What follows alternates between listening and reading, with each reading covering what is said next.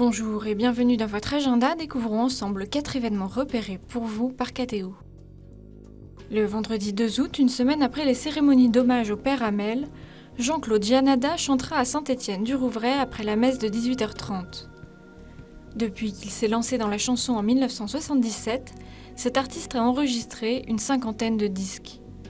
Troubadour du bon Dieu, il sillonne les routes de France pour dire en chanson les choses de la vie, les choses de la foi. D'un dynamisme communicatif au service de la parole et de la foi, il a le secret de l'animation, celui des veillées de rencontres. Plus d'infos sur le site internet rouen.catholique.fr/diocèse/paroisse en vous rendant dans les rubriques Paroisse du Doyenné de Rouen Sud, puis Saint-Étienne-du-Rouvray. Mercredi 7 août, à Liège, en Belgique, les sœurs Clarisse et les membres de l'ASBL du sanctuaire de Sainte-Julienne de Cornillon vous invitent à fêter leurs 2 saintes patronnes.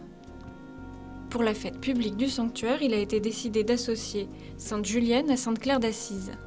Toutes deux ont vécu à la même époque, ont été sensibles aux pauvres et aux lépreux, sont figurées avec un ostensoir et leurs fêtes ne sont espacées que de 4 jours. À 18h, une Eucharistie solennelle sera célébrée, présidée par Monseigneur Justin et animée par la chorale des Compagnons catholiques africains de Saint-Servais. Après cette messe, un partage du verre de l'amitié et de sandwich se tiendra sur la nouvelle esplanade Urbain IV. Dans la suite, il vous sera possible de visiter la maison de Sainte-Julienne, l'auberge Saint-François et de rencontrer les sœurs Clarisse au parloir. Merci d'avertir de votre présence avant le 3 août en écrivant à l'adresse clarisse@saintejulienne.org. Cette année, le pèlerinage national à Lourdes aura lieu du 11 au 16 août. Familles, pèlerins individuels, personnes en situation de précarité, chrétiens d'Orient, pèlerins malades, handicapés mentaux ou physiques, sourds et malentendants, âgés ou jeunes, hospitaliers, tous êtes appelés à vivre pendant 5 jours une expérience d'église fraternelle et joyeuse sur les pas de l'humble Bernadette. Chaque jour, la messe sera célébrée au sanctuaire et des conférences et ateliers auront lieu l'après-midi. Plusieurs temps forts viendront rythmer ce pèlerinage, le spectacle musical Bernadette, une veillée d'adoration et de réconciliation, un temps pour l'onction des malades, une grande procession mariale au flambeau avant la messe de l'Assomption du 15 août et une prière pour la France et le monde devant la grotte. C'est Monseigneur Ravel qui présidera ce pèlerinage. Il animera une conférence sur le thème de la crise de l'Église. Tous les détails sur la page www.pèlerinage-national.org. Jusqu'au 22 septembre, dans l'église Saint-Julien de Tours se tient une exposition exceptionnelle. Sous le titre Lumière céleste, elle met en scène les créations de l'artiste verrier Marcoville.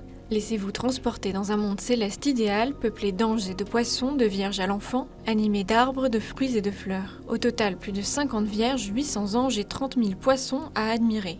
Pour en savoir plus, vous pouvez vous rendre sur la page internet de l'artiste marcoville.com. C'est la fin de notre agenda. Rappelons que si vous souhaitez nous faire connaître un événement, vous pouvez nous joindre par mail à l'adresse agenda@ktotv.com ou par courrier à l'adresse qui s'affiche à l'écran.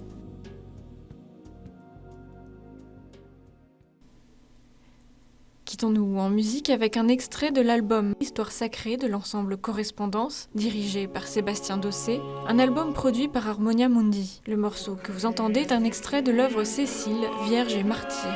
Toute l'équipe vous souhaite une très bonne semaine sur KTO.